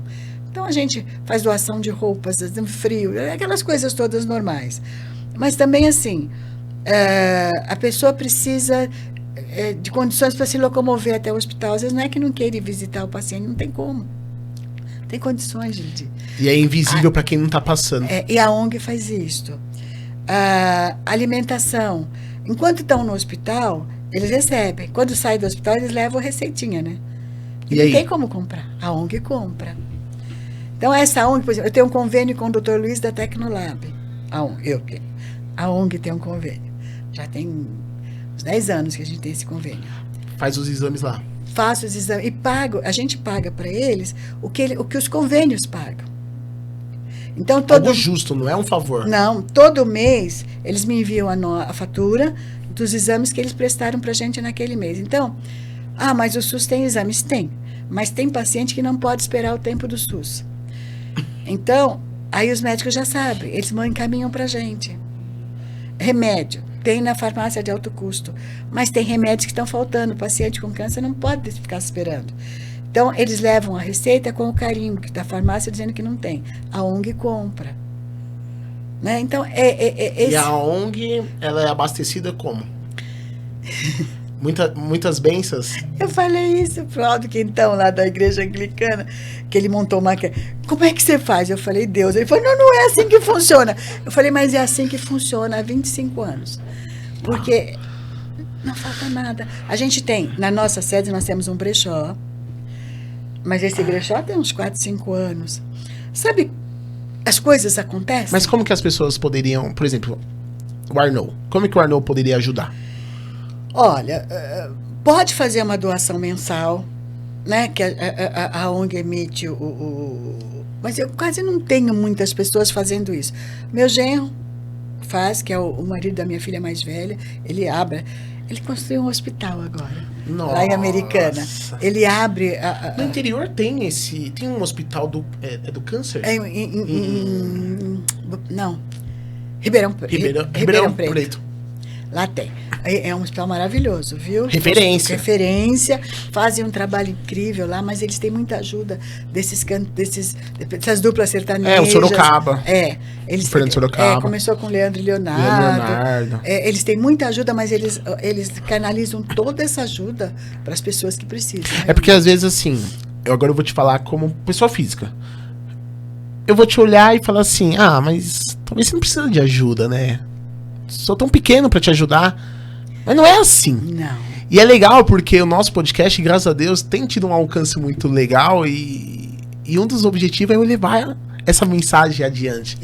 E aí a pergunta é, como que uma pessoa ou uma empresa, não sei se esse é o objetivo, mas como fortalecer, oxigenar, ajudar esse projeto tão lindo e incrível? Então, quando a gente tem, por exemplo, agora dia 19 vai ter uma noite da pizza lá no Dona Joana, que o Edgar também, o Luiz, que é o menino dele, ajuda. Nós fizemos, mas aí já não foi beneficente, nós fizemos no Dia da Mulher, né, para uma homenagem às voluntárias. Fizemos um almoço lá. Mas nós vamos fazer uma noite da pizza lá, para arrecadar fundos. Então, nós temos uma equipe que chama a Diretoria Social da ONG, que promove eventos. Ajuda. Nós temos uma equipe que é a equipe do artesanato. Então, são voluntárias que vão para lá e confeccionam coisas. E aí tem uma época que vendem aquilo. Tudo para a ONG. Sim. Né? E agora o brechó. O brechó ajuda muito a nossa ONG. Né? E a gente, sabe aquela enjoei, aquela... Sim. Então, eles elegeram algumas ONGs para eles ajudarem, porque sobra muita coisa. E a VCC foi uma delas. Ai, que legal. Então, cada 15 dias vem caminhões com coisas. Às vezes, muitas coisas novas, com etiqueta para a gente vender. Então, isso aí já ajuda a manter muito. E muito amor, né? Muito. Não, pessoal, ficar na Prestes Maia. Fica na Prestes... da Tiradentes, né? Na esquina. É a última Sim. da Tiradentes, que aí já entra a Prestes Maia. E a gente já ficou assim, a sede própria foi que a gente conseguiu. Nós ganhamos esse terreno há muitos anos, da prefeitura, e aí ficou. Quando eu reassumi, eu falei, não, eu não vou deixar esse terreno, né? Falei, vamos construir. Eu sou muito de realizar, como a gente construiu a oncologia na faculdade. Teve uma frase que eu escrevi que é assim, ó: um sonho realizado com determinação e amor. É uma fala sua sobre a escola, né? No vídeo a senhora fala, né? Um sonho realizado com determinação e amor. Eu acho que se você tem um sonho, se você tem um objetivo, você tem que ir com tudo pra cima desse objetivo, entendeu? Tem muitos sonhos aí ainda a se realizar? Olha... A senhora tá com quantos anos? 73. Olha, não tenho... Eu tô assim naquela fase de um platô, sabe? Então estou me dedicando a... Agora, o que eu quero é ver se essa rede estadual faz uma diferença no estado de São Paulo. Não sei dizer para você como e no que ela seria útil, porque também se eu ver que não é útil, eu acho bobagem. Você canalizar esforço para uma coisa, sabe, só assim de oba-oba, não. Sim. Tem que realmente ter algum objetivo. Então é isso que eu estou estudando agora. O ano passado, quando eu assumi, a gente tinha o objetivo, era fazer o congresso, que não foi fácil. Foi muito difícil. Que veio do Brasil todo, né? Do Brasil todo, mas eu tive muita ajuda da prefeitura. Eles abraçaram a causa comigo. Maurício, Marcelo, Orlando, Carla, eles abraçaram. Eles conseguiram para mim a associação. Você vê, a associação tem um custo de aluguel de R$18 mil por dia, né? Eu usei a associação 4 dias, sem custo nenhum. Olha. Né? Para fazer o congresso. Os hotéis, sabe? O pessoal comprou, fez um preço diferenciado. Fazia todo mundo ajudando, né? Todo mundo. Então, o ano passado eu tive que me dedicar ao congresso. Quantas pessoas participaram? 500. Uau. 500 pessoas. Então, terminou o congresso, foi em novembro esse congresso, né? Parou. Agora é que eu vou ver que rumo vai tomar essa rede estadual, sabe? Entendi. A gente tem, assim, tem um grupo bom de pessoas na diretoria, trabalhando. Vamos ver. Vamos ver que realizações a gente vai conseguir aí. Diz que tem eu tinha, assim, um projeto, não sei se vai ser execuível, porque eu queria ver, assim, que às vezes são 94 ONGs municipais que fazem parte da rede estadual. Então, tem ONGs que talvez tenham projetos incríveis que a gente nem nunca pensou, mas não tem condições de executar. E não tem voz. Exatamente. Então, eu quero ver se existem esses projetos e aí entrar chegar mais perto força, dessas ONGs. Entrar com a força da rede estadual para fazer esse projeto acontecer. Entendeu? Mas eu não sei se isso... Está tudo assim em hipótese ainda. Mas está nesse momento, então. Está nesse momento. Então, assim, o meu sonho é que realmente, eu assumi um compromisso de ficar 3 anos. Então, foi ano passado, este ano e mais um ano. Aí depois aí paro também, né? Porque... Então, aí vamos ver o que eu vou conseguir realizar. Tomara a Deus que eu consiga realizar alguma coisa boa. Eu anotei aqui. A senhora se considera... A senhora considera que a escola é um case de sucesso? Eu acho... O que é sucesso para a senhora? Então, sucesso é você realmente alcançar as suas metas. Você traça metas e se você as alcança, você é... Bem-sucedido. Exatamente. Então, a escola, para mim, como dizer, é um sonho realizado, porque ela está bem, é uma escola que eu sei que é respeitada, eu sei que, sabe, as pessoas... os comentários que a gente ouve, e o trabalho, é claro, eu falo assim no externo, né? Interno eu sei, mas no externo, assim, a gente percebe que há um respeito muito grande pelo colégio. Mas eu acho que ela é realmente um case de sucesso, sim. Eu te perguntei ali fora e eu acho importante trazer aqui. Como foi criada essa cultura da escola? Colaboradores antigos. Quando nós estamos numa posição de cliente, a senhora passa por isso também. Sim. A senhora vê, às vezes, um funcionário murmurando sobre a empresa. Teve uma vez que eu estava no café lá do prédio onde é o meu escritório. E aí a menina tava falando assim, poxa, onde já se viu? Nosso amigo secreto vai ser no Outback. Isso é um absurdo. Que mão de vaca a fulana daqui. E eu era o próximo a pegar um café. E como proprietário de uma pequena empresa, eu olhei aquilo e me doeu meu coração assim. Que a minha vontade era de defender ali a proprietária, sabe? Eu sei. Mas aí eu falei, não. E eu olhei pra trás assim, a filha tava grande. E eu falei, não tenho esse direito. E aí quando eu vejo lá na sua escola, eu não vi isso. Eu não vejo isso. E eu vejo elas felizes, sabe? Como se construiu essa cultura. Eu acredito que eu não tenha funcionários com essa mentalidade. Com essa mentalidade. Mas assim, também tudo lá nós fazemos juntos. Tem uma confraternização. Eu procuro fazer as coisas mais simples dentro da escola e participo. A minha família inteira participa junto com os funcionários. A gente... Eu não sei. Olha, por exemplo, nós fizemos lá um evento, que foram as voluntárias da ONG, foram nesse evento e estavam lá. Tinha um funcionário meu, porque são quase 300 funcionários, juntando o sistema, né? Então, às vezes, tem um ou outro que você não conhece direito, né? Sou honesta em dizer. E ele estava limpando os vidros da quadra onde ia ter o evento, né? E aí uma das voluntárias, muito amiga minha, de mais de 30 anos, olha que beleza você está limpando esse vidro. Eu vou levar você para trabalhar comigo. Um senhor da manutenção. Ele falou para ela, a gente não deixa a dona Valdinéia, ela é uma mãe. Ela veio me contar isso. Eu não estou contando isso. Eu estou contando, é uma realidade, é a forma como eu me senti. Eu me emocionei demais.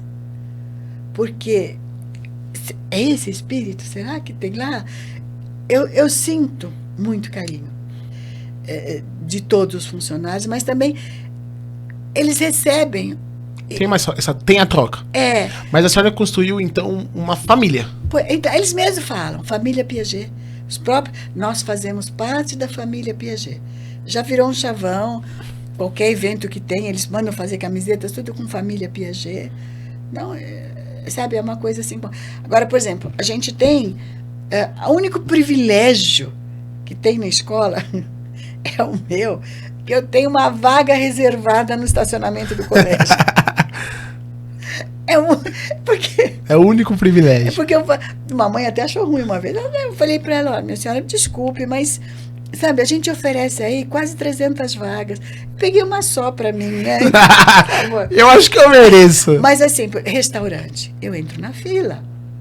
E todos têm que entrar na fila. Sabe? Não tem essa. Não. Cantina, eu entro na fila. Tudo é assim. Às vezes, não, filho. Fila é fila. Eu tô aqui no meu lugar, né? Eu não sei se isso também colabora. E não é que eu faço porque eu acho natural. Eu acho natural. Eu acho, porque não pode ser diferente. Caminho. Não tem outro caminho, né? É isto. Sabe? Não tem ninguém. A gente exerce papéis. Não existe papel de mais. Os papéis, cada um tem o seu. Eu tenho o meu, o outro ali tem o dele, e todos têm que ter o mesmo respeito. Então, eu entro no colégio, eu vou cumprimentar todos os dias. O pessoal da manutenção, o pessoal que limpa a escola, o pessoal, sabe, fulano está doente. Qual é o problema? O que é que tem? Ligo no bendito do Santa Helena. Olha, vocês não estão tratando os funcionários de forma legal, né? Sabe? Eu acho que, não sei. Eu acho que talvez Teve seja um dia isso. que um cliente fechou um contrato conosco alto, e aí a companhia deu um desconto pra ele, e aí eu liguei pra ele falando, vai ter um abatimento aí de X na fatura. E era o primeiro negócio que nós estávamos fazendo. Ele falou assim, nossa, Arnão, muito obrigado, eu vou pagar um almoço pra você é muito honesto. Eu falei, não, para. O engraçado é que a obrigação se tornou diferencial, né? Não é? Uma coisa tão normal. normal. Pra mim isso é normal. Não posso. É isso que eu não entendo. As pessoas posso tomar uma outra conduta. Então, é uma coisa normal, que tudo deveria ser dessa forma, e acaba sendo diferencial. Olha, gente, não está fazendo mais que obrigação. Qual que é a diferença que a sua escola faz na vida das pessoas? Eu não saberia te dizer, não, porque a gente não está, assim, envolvida na vida. Não sei te dizer. Tem, assim, algumas informações ao longo desses 45 anos, algumas coisas muito, muito legais, Mas eu acho assim, se fez alguma diferença, a gente não fez mais do que obrigação. Que incrível, que simplicidade. Não, mas é verdade. É verdade. Eu até anotei, ó, uma das coisas que eu tinha anotado aqui de pergunta é família e trabalho, né? É. Falamos da ONG, ABCC. Eu gosto muito também do marketing do colégio, né? E aí tem o dedo das meninas, né? Minha filha do meio. Porque o marketing do colégio, ele é um marketing totalmente intencional, mas ele é um marketing com essência, com carinho, com amor. É gostoso. Eu toda manhã eu busco o colégio pra mim assistir a novelinha das 24 horas anteriores. É engraçado isso, né? E a minha menina tem uma equipe. Essa aqui é a gerente, que é a diretora financeira da escola. Ela ama fazer isso, então ela acumula, né? Ela tem a equipe que a ajuda na secretaria. Eu acho que vale chegar esse feedback nela, viu? Que trabalho incrível. Porque são vários micros trabalhos que se constroem essa potência. Eu falo para ela, sempre a gente fala, a irmã mais velha respeita muito esse trabalho dela, ajuda no que é possível, colocando para ela, dando munição para ela trabalhar, né? Colocando, e ela, mas ela é quem bola tudo. A mais nova é o sistema. Gerir o sistema, cuidar do sistema, assessorar o pai dela. Ela assessora o pai em tudo, a mais nova, na parte do sistema de ensino. Então Ele também tá ali, né? Total. Todos os dias. Meu marido é um negócio assim de você... Olha, ele vai fazer 86 anos. Nossa! Ele pega um avião aqui, ele vai lá gerir as fazendas. Aí ele orienta agrônomo, ele orienta os gerentes, ele faz tudo. Ele fica 4, 5 dias lá, pega o avião e volta. Agora ele está em uma reunião na escola com um grupo de seguranças da escola. A gente já tá indo pro finalzinho. Eu quero aproveitar esses minutinhos só pra gente falar disso. Como que a senhora enxergou essa situação, hein? Olha, muito triste. Muito triste. A gente sabe que é em função do tempo, do entorno, do que está no mundo, de como está o mundo. É uma pena. A gente sabe que existem muitas coisas boas nas novas telecomunicações, nas comunicações, mas também tem a parte ruim, que é essa, sabe, de alguns exemplos não adequados, né? Então, é muito triste. Só que a gente não pode entrar nessa coisa coletiva, sabe? De desespero, de pânico. É difícil? Preocupa? Preocupa. Mas assim, vamos fazer tudo que está ao nosso alcance e ainda tentar aquilo que não está e buscar para poder, sabe, nos manter seguros. O que não pode é o pânico, é o terrorismo. Foi feito um grupo de pais, achei a iniciativa louvável, só que 90% dos pais maravilhosos, entendendo e querendo somar. Porque o que tem que juntar hoje, família e escola, juntos, para a gente conseguir. Mas tem 10% que vem para causar essa... Então, ficam colocando vídeos, falando fakes, que não tem nada a ver com realidade. Assusta todo mundo, assustam as crianças. Tem criança chorando que não quer vir para a escola. Sabe por causa... E é traumatizante, né? É traumatizante. Então, é preocupante? É. Tem que se tomar atitudes? Tem. Essa reunião está com o chefe da nossa segurança, que não é de agora, ele é chefe de segurança nosso há mais de 10 anos. Né? Que tem a equipe de policiais militares que nos ajudam. Eu nunca quis ninguém lá uniformizado de preto, porque você não faz isso para mostrar, você faz isso porque a função tem uma utilidade. Então não precisa estar lá, sabe, com aquela pose. Eu quero gente em pontos estratégicos, isso já há muitos anos, não é de agora. Né? Quando aconteceu aquele terrorismo lá naquela escola, acho que foi em Osasco, né? Teve há uns anos atrás em Osasco uma situação como essa, e agora novamente... Em Blumenau, né, agora. Em Blumenau. E o que a escola hoje está fazendo? Eu acho que é até legal a senhora falar sobre isso. Veja, nós temos, né, mais de 30 câmaras espalhadas pela escola, mas estamos colocando mais agora, porque o nosso... que a gente divide o muro de frente, o muro do lado direito com a Universidade Federal. Ele é alto, tudo, mas assim, ainda me preocupa Então, eu quero umas câmeras. A nossa equipe juntas chegamos à conclusão que a gente tem que pôr câmeras ali também, né? Para ficar essa vigilância 24 horas. Quero fazer, eu nunca me pensei nisso, mas eu quero fazer um muro na frente da escola. Isso está sendo o que mais te... Que mais me incomoda, mas eu acho que em nome da segurança, algumas coisas você tem que sacrificar. Então, nós temos que fazer um muro ali. A senhora falou para mim aqui em off que o que mais acaba te sensibilizou é que você gosta dessa visão de fora para dentro, de dentro para fora. Eu nunca coloquei muro. Você vê que na escola são aquelas cercas, aqueles engradados ali, que é para ter visão, de dentro para fora, de fora para dentro. Mas a segurança pede agora. Agora nós vamos colocar catracas, que também era uma coisa que a gente nunca pensou em pôr. Nós vamos colocar e treinar o pessoal, que eu acho fundamental. Boa. Sabe, você tem que treinar. Essa reunião que está acontecendo na escola é exatamente para isto, sabe, para dar subsídios para este treinamento. Todo o pessoal que fica nas portarias, quanto os nossos seguranças, quanto os nossos vigias, treiná-los da melhor forma possível. Então, é isso que a gente está fazendo. Se alguém tiver mais alguma ideia e trazer depois para a gente, que alguns pais querem uma reunião, minha filha vai fazer, um pouco espaço, não adianta você fazer com muitos, porque você não tem nenhum resultado prático disso. Não avança, né? Não avança. Cada um tem uma ideia, não pode ser. A gente tem que... Ela vai ter um grupo pequeno que vai conversar.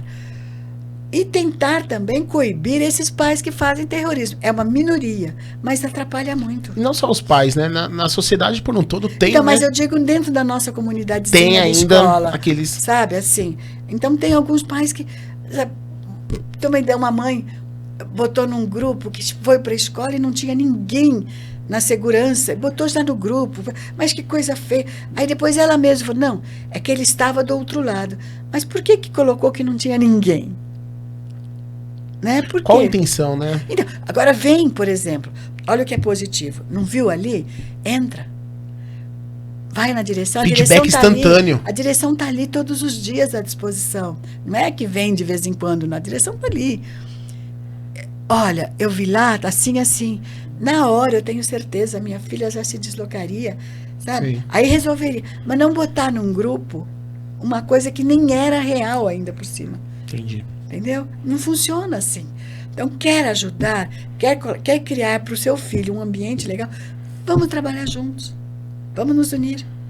Aí sim a gente consegue. Boa. E se resolve isso na base, né? Essas situações assim, é muito complicado de se corrigir já depois de formado, né? É na criação, né? Na criação. Que bate-papo, dona Valdinéia. Que incrível, viu? Aprendi muito. Eu vou te fazer algumas perguntas aqui de bate-pronto pra gente encerrar, tá? Se a senhora pudesse deixar uma frase, uma mensagem num outdoor, que essa mensagem todo mundo do planeta Terra iria ver, que mensagem que a senhora deixaria? Com respeito, busque a felicidade. Sabe, eu acho que a busca da felicidade, eu acho que tinha que ser toda alavanca para o ser humano, buscar a felicidade. Com respeito. Com respeito. Tempo ou dinheiro? Tempo ou dinheiro? Eu acho que uma coisa leva... O dinheiro é útil. O tempo é importantíssimo e o dinheiro é útil. Eu acho que para você poder aproveitar o tempo dentro da nossa sociedade, você precisa também ter alguns recursos para poder fazer isso, né? Então, um depende do outro ali. De novo, o que é sucesso para a senhora? De novo, eu vou dizer, é atingir as metas que a gente se propôs de vida. Um sonho realizado? Minha família e o meu colégio. Se construíram juntos, né? Praticamente, verdade, né? Verdade. Próxima meta? A próxima meta sabe, assim, em termos de realização, é só mesmo realmente no terceiro setor agora, porque o colégio, as minhas filhas estão tocando melhor do que eu, estão fazendo coisas melhores do que eu fiz, sabe, de porque é outra cabeça, é outra via, é outra vivência, né? Então, elas acompanham com muito mais facilidade que eu todos esses recursos modernos que existem agora. Então, é mais o terceiro setor mesmo, ver, sabe, ser útil, continuar sendo útil até... Eu sempre falo, eu quero aprender, eu quero aprender até morrer. Eu não sei como é que é lá depois, quem sabe eu continue aprendendo depois que morrer. Não sei. Mas, assim, é continuar aprendendo sempre.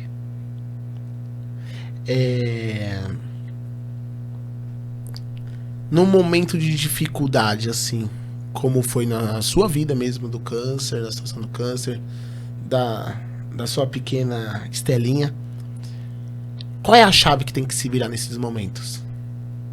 Com Deus. Só Deus. Sabe, é a religião, é a fé.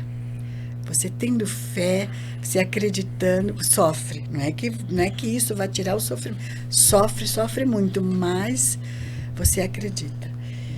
E colocar assim, ele é quem sabe. Se não é para ser do jeito que você quer, porque sabe que Deus é assim, né? Ele te dá tudo não o que você quer, ele dá o que você precisa. Então, é aceitar.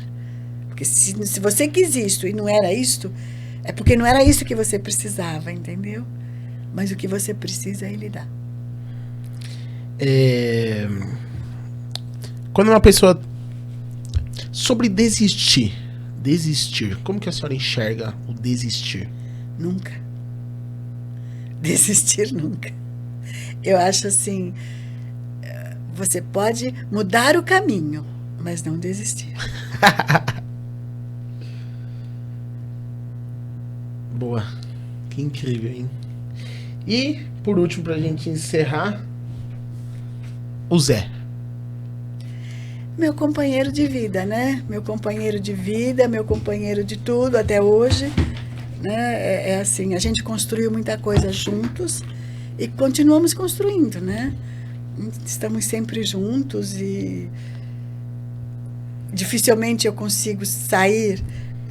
Eu lembro que eu tinha uma professora de psicologia que dizia que era uma coisa muito ridícula, o que ela via duas pessoas idosas, eram tão juntas que até físico mudava, elas se pareciam muito fisicamente também, e que isso não era legal. Cada um é cada um.